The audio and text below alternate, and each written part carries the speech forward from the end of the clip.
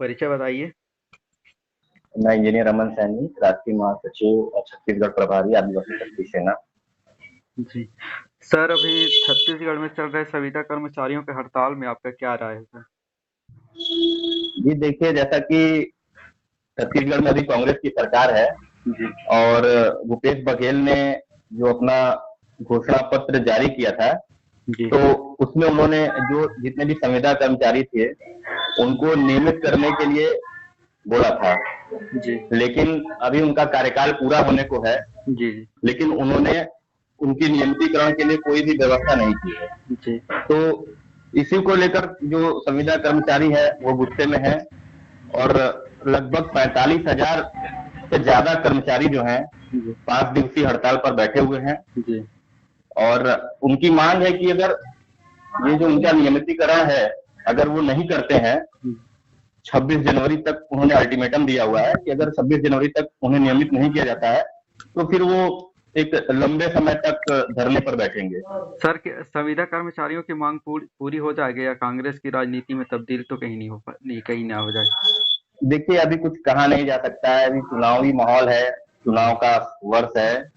जैसा कि हर जिले में, जशपुर में, दुर्ग में, कवर्धा में, ठीक है, और इस तरह के बाकी जिलों में भी जो कर्मचारी हैं वो जी। हड़ताल पर बैठे हैं। तो जी। कहीं ना कहीं जाहिर सी बात है कि छत्तीसगढ़ अपने वोट बैंक पर भी ध्यान देगी। जी। तो ये जरूर से इसको किसी तरह से इस मामले को वो शांत करना चाहेगी, जी। ठीक है। लेकिन इस तरह के मामले अगर सामने आ रहे हैं तो इसमें पूरी गलती सरकार की है, क्योंकि उन्होंने अपने मैनिफेस्टो में इन्हें नियमित करने की बात कही थी लेकिन उन्होंने किया नहीं। जी। और सर, तीसरा सवाल है, जूनियर डॉक्टरों का भी हड़ताल चल रहा है, उस पर आपका क्या राय है सर? जी जी जी।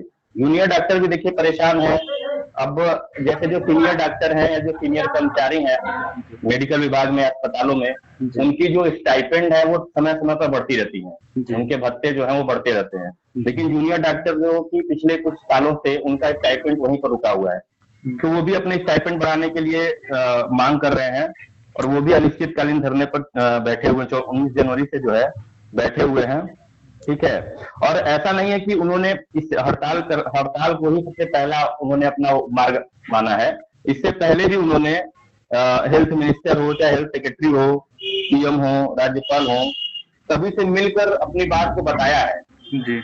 लेकिन सरकार ने कोई भी कदम नहीं उठाया। तब वो थक हार के जो कि हड़ताल पर बैठे हैं। जी। और जैसा कि आप देख रहे हैं कि संविदा कर्मचारी भी हड़ताल पर हैं, जूनियर डॉक्टर भी हड़ताल पर हैं।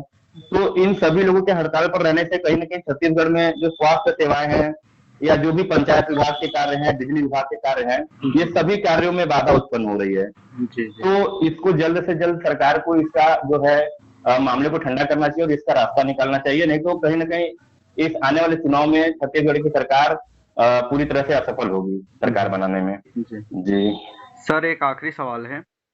जी जी बताएं। छत्तीसगढ़ में अभी वर्तमान प्रशासन की क्या स्थिति है सर? इसमें आप क्या कहना चाहेंगे?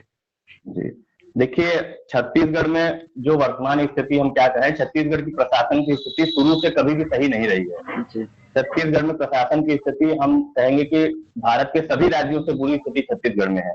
जी। जैसा कि अभी हाल में ही खबर आया था कि सीहोर जिले में 300 से ज्यादा शिकायतें जो हैं वो पेंडिंग पड़ी हुई हैं, जिनका कोई समाधान नहीं हुआ है।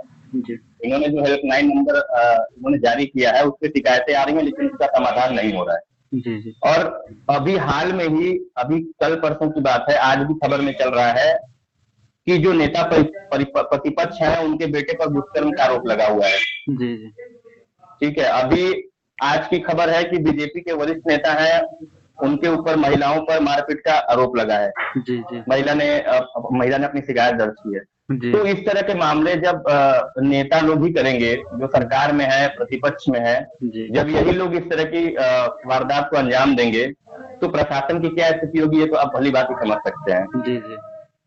जी सर सर, अभी छत्तीसगढ़ में बीजेपी नेता नारायण चंदेल के बेटे पर जी रेप केस जी दर्ज हुआ है। एसटी महिला जी ने जी आदिवासी एक्ट के तहत जी जी जी कार्रवाई की मांग की है और यहाँ तक कि शादी का झांसा भी दिया था वो।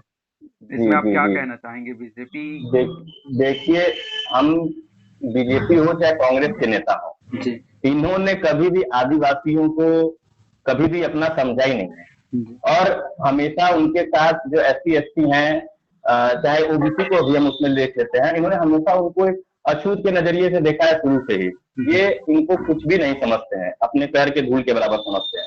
जी तो ये इनको केवल वोट बैंक के लिए ही यूज करते हैं। जी और इस तरह की घटनाएं जो है ST कैटेगरी में, ट्राइबल बेल्ट में, चाहे छत्तीसगढ़ और मध्य प्रदेश हो, लगातार होती रहती हैं। बस ये इसमें इतना ही फर्क आया है कि जो हमारे जैसे तमाम संगठन पैदा हो गए हैं, हमारे जैसे तमाम संगठन कार्य कर रहे हैं, तो ये सारी खबरें जो है मीडिया के सामने, लोगों के सामने आ जा रही हैं। लेकिन यही अगर पहले की बात थी तो इस तरह की खबरें, इस तरह की वारदात लगातार होती थी, लेकिन वो मीडिया के सामने, लोगों के सामने नहीं आ पाती थी। जी तो मैं तमाम संगठनों को बहुत बहुत धन्यवाद दूंगा कि सभी लोग मिलजुल कर काम कर रहे हैं कि इस तरह की वारदात जो है सामने आ जा रही है, और कहीं ना कहीं वारदातों में कमी भी आई है। जी ये पूरी तरह से हमारे जो संगठन है या हमारा संगठन है आदिवासी शक्ति सेना, संगठनों के मजबूत प्रयासों से ये हमने हासिल किया है। जी लेकिन सरकार में बैठे हुए ये सारे लोग जो भी हैं, ये शुरू से ट्राइबल को, आदिवासियों को, SC ST को ये अपने पैर के धूल के बराबर ही समझते हैं और सिर्फ वोट बैंक के लिए इनका यूज करते हैं। जी ठीक है सर, आपका बहुत बहुत धन्यवाद। धन्यवाद, धन्यवाद भाई आपका भी।